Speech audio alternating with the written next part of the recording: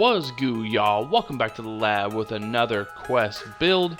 I have a blueprint here to one of the rarest defensive builds in all of NBA 2K23, but you will not find a variant anything like this. It is the biggest specimen of its species and can be made at any position 1 through 5 at this height. Every squad needs a defensive goon to strike the fear of Poseidon into their opponents, and look no further than this deep sea demigod. It has shades of Fizer, pedo Karl Malone, and Artest. This is the first ever 6'9" ball hawk.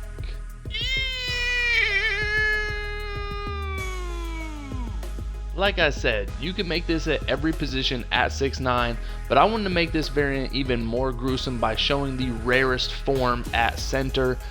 We're going to be making this venomous monstrosity super girthy in order to strike that fear in whoever lines up across from this thing. Whoever does have the plums to invest in this blueprint obviously is probably going to make this at a different position, faster, and is going to prioritize a few different attributes. But I'm going to take you through exactly how to get this name at 6'9" at any position. So jumping right in, we're going to make this at center to prove this thing exists. We're going to be 6'9", 281 girthy pounds with a 7'6" wingspan, and you know we're going body shape built because we want to look menacing on the wood and on the creep and in the depths of the abyss, because this thing is an absolute deep sea demon through and through. So follow along to a T to get this name at 6'9", then tinker at your own discretion in your own builder. Again, at the end of the day, it's your build, you can do whatever you want, but follow along to get this name because some of these threshes are going to be extremely important, but you can also manipulate a lot of them to cater to a specific playstyle. So I'll take you through exactly what you need to do to get this name. Don't go too high or too low on certain attributes. And remember, this is just the rarest blueprint you're going to see of this build. So we're going to start with our close shot, get that to a 76, get your driving layup to an 80, get your driving dunk to an 81, get your standing dunk to a 61, and then get your post control all the way to an 80 as well. This variant is going to give you 20 finishing badges. I have done a lot of tinkering in this tree on this blueprint specifically, and I haven't been able to get over an 81 driving dunk, and the 81 attribute seems to be a thresh in this tree. So beware, if you go over an 81 in any of the finishing categories, it might change the name, but feel free to try to tinker at your own discretion. You can also up the standing dunk for a few more badges, but I really like the post control on this build, getting that Hall of Fame post spin technician and being able to attack the rim as a really well-rounded finisher, especially if you do make this at the 4 or the 5, you're going to want to be able to finish inside against those peanuts. So you can easily end up with 17 to 21 finishing badges on this 6'9" ball hawk. And then shooting, on this variant, we're going to get our midi and our 3-ball to an 81. That's going to be a badge thresh on the mid-range, but we want to get that 3-ball to an 81 to get that gold catch and shoot on a ball hawk. If you go too high on the shooting, it might change it to a stretch, but you can get over the 80 attribute thresh, and that's going to give us 21 shooting badges. We're also going to throw a little bit here on free throw just to get that to a 60. But that gold catch and shoot on a 6'9" ball hawk at any position 1 through 5 is going to be very crucial to be able to space the floor, and this can actually be a key cog on any team offensively, even though it's a defensive minded juggernaut. Then playmaking, we're going to get our pass accuracy to a 78, then we're going to get our ball handle to an 82, and then put your speed with ball to a 67. That's going to be a badge thresh. This is going to give us 18 playmaking badges on this blueprint.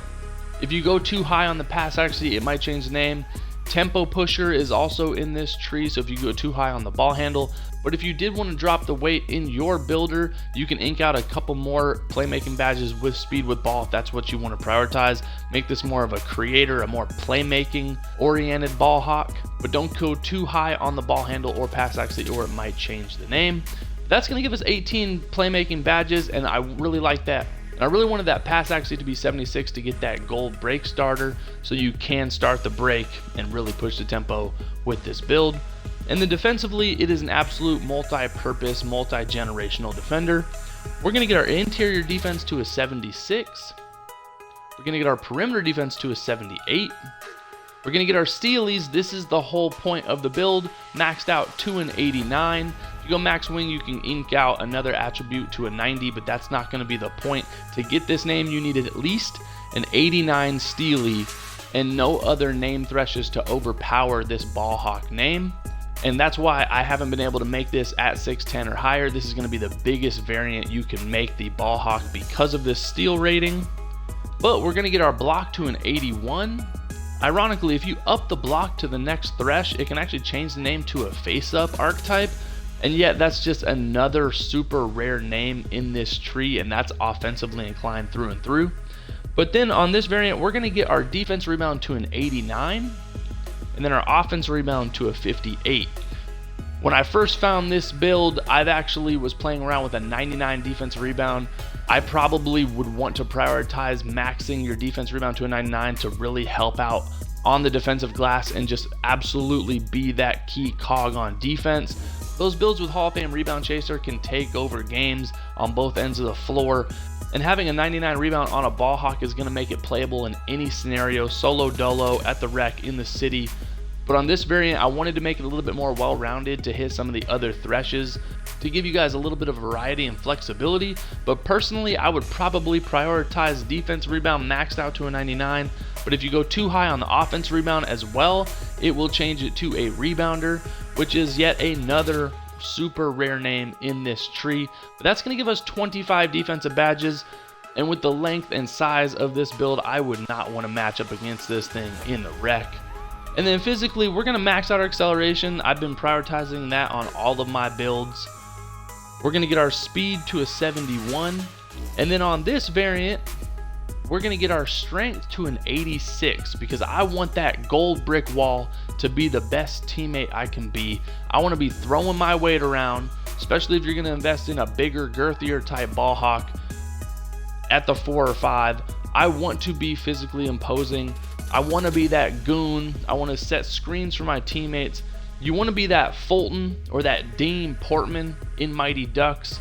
You want to make your opponents feel you off rip on God swear left side curtains. And then we're going to get our vertical to a 65. That's going to be plenty for all those good dunk animation packages. And then put the rest on stamina to an 81. That's going to round out the build. So giving this blueprint a once over 20 finishing, 21 shooting, 18 playmaking, and 25 defensive badges. Again, some of the most important name threshes are going to be not going higher than an 81 on the finishing atch. Your shooting, you can get to an 81 on the midi and 3-ball, which makes it an absolute lethal shooter that can space the floor for any offense. Playmaking wise, don't want to go too high on ball handling or pass accuracy. You can go less weight and try to ooze out a few more badges if you want to be more of that creator type at the 1 through 4. And then defensively, we want that 89 steely no matter what. Don't go too high on the offense rebounds, the blocks, the perimeter defense, or the interior D. We don't want anything overpowering this name. And then physicals, I haven't really ran into anything that matters, but it wouldn't be a bad idea to allocate as much as you can to be as physically imposing as you can. So going on to Takeover, you can get shot creator, shooting, playmaking, and post take. But we're going to go advanced post moves. We're going to just be that bruiser inside, and then we're going to go pull up precision just to have some fun with it. But again, this is going to be the rarest and biggest specimen that you will ever see with this super rare archetype, the 6'9" ball hawk.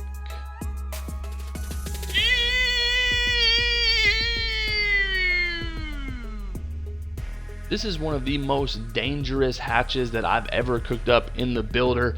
I love finding these rare variants of the rarest builds in the game, and I haven't seen anything like this at 6'9", a ball hawk that can shoot, that can finish, that can handle the pill, that can potentially have Hall of Fame rebound chaser and gold brick wall. I think this could be one of the most destructive hatches we see on the wood. What do you guys think? Have you seen anything like this build? Would you consider investing your hard-earned VC into a blueprint like this? What would you change? Would you go obviously for more of a traditional stealing, defensive-minded 1 through 3 ball hawk, or do you like these girthier, even more rare Godzilla type specimens? Let me know in the comments, because you know what time it is. Quest Sparrow is going to keep cooking up the rarest builds in all of 2K.